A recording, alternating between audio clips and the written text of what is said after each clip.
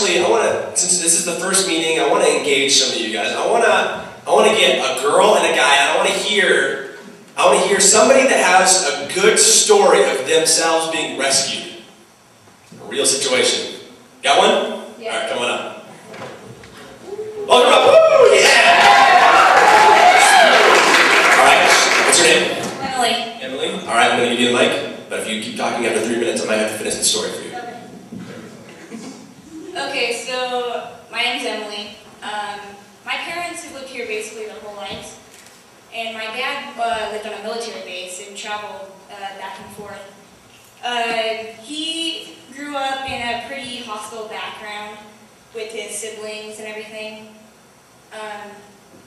A few of them got into drugs and alcohol, and sadly that was the end of them. I've seen what that can do.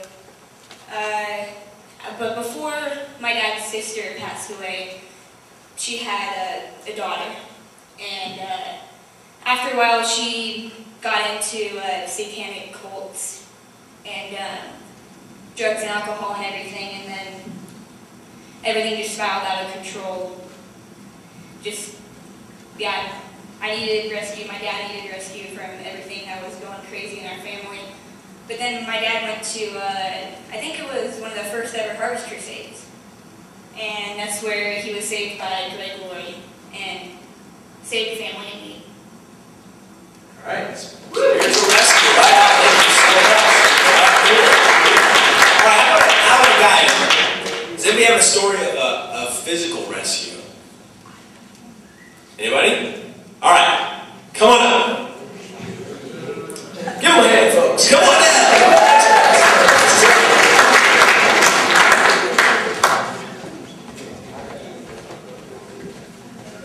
Nice. Strap your stuff. There we go.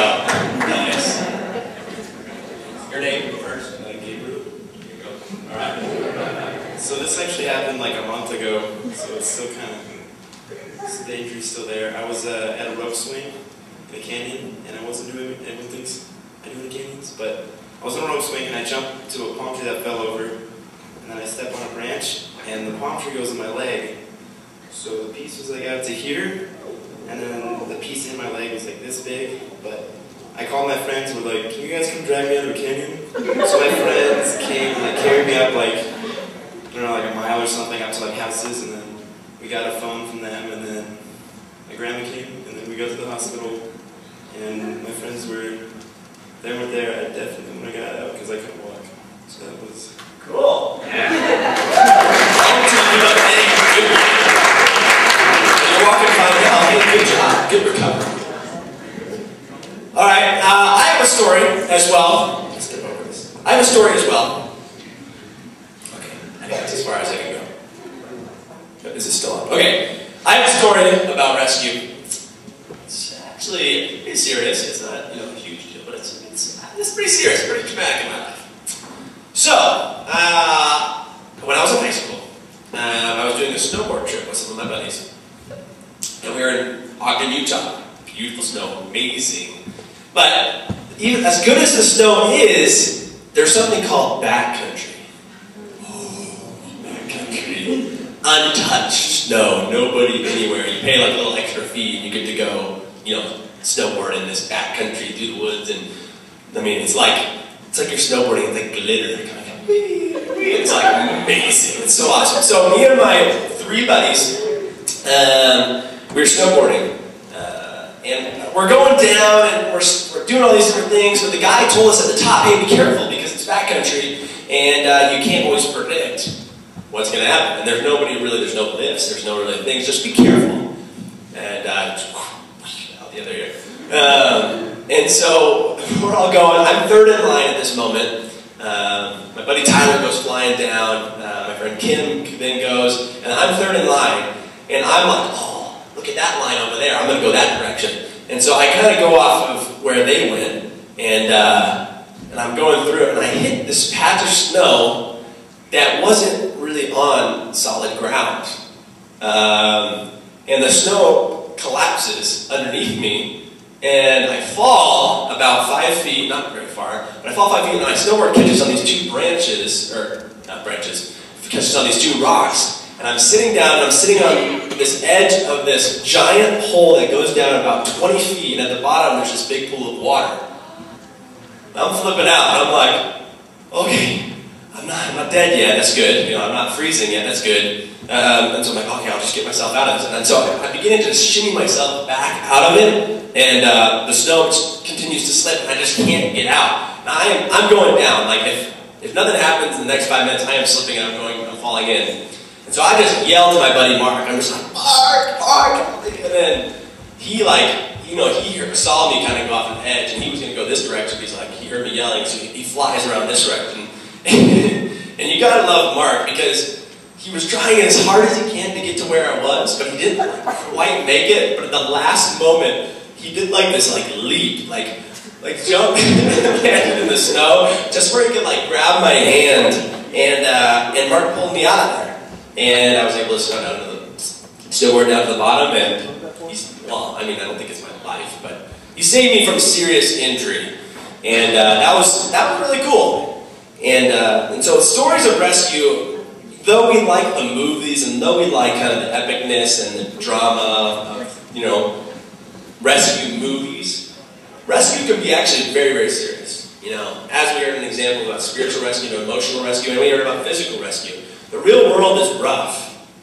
It's rough, guys. I know it is. I know that high school is tough. I was there once, and I don't want to go back there. It's tough. It's hard. And so you guys are in constant situations of needing to have rescue, and lots of times it is that emotional, spiritual rescue. That you just feel so broken, you feel so hurt, and you're like, dude, I just need help.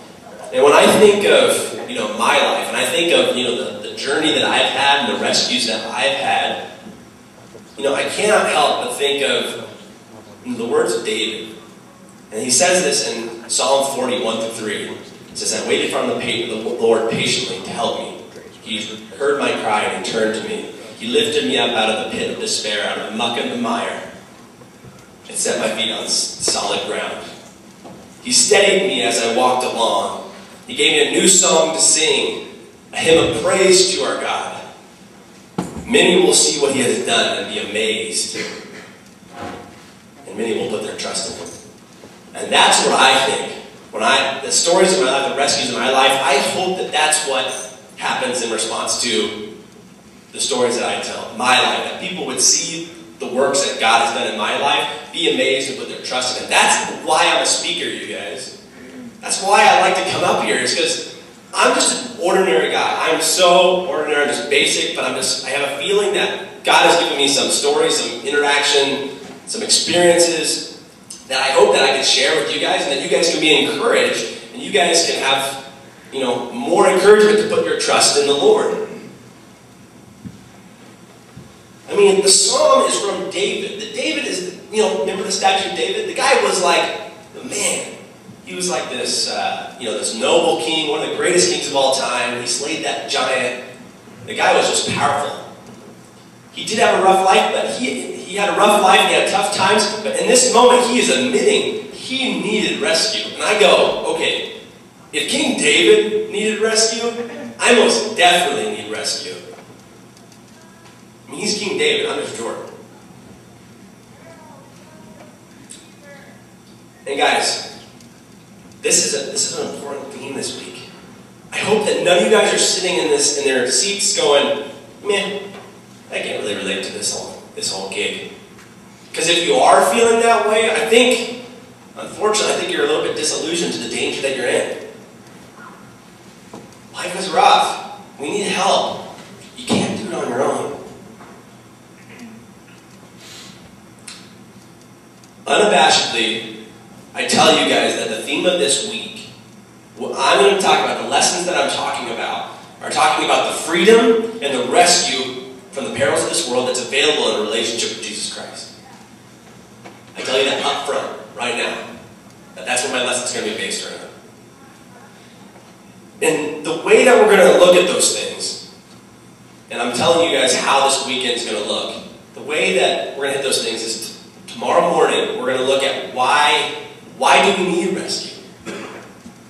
I don't feel like I'm in danger. Why do I even need rescue? We're going to talk about that tomorrow morning. Tomorrow night, we're going to be talking about the arrival of a rescuer. Okay? Then we're going to be talking about how you recover from that experience of rescue. How do you recover from that trauma?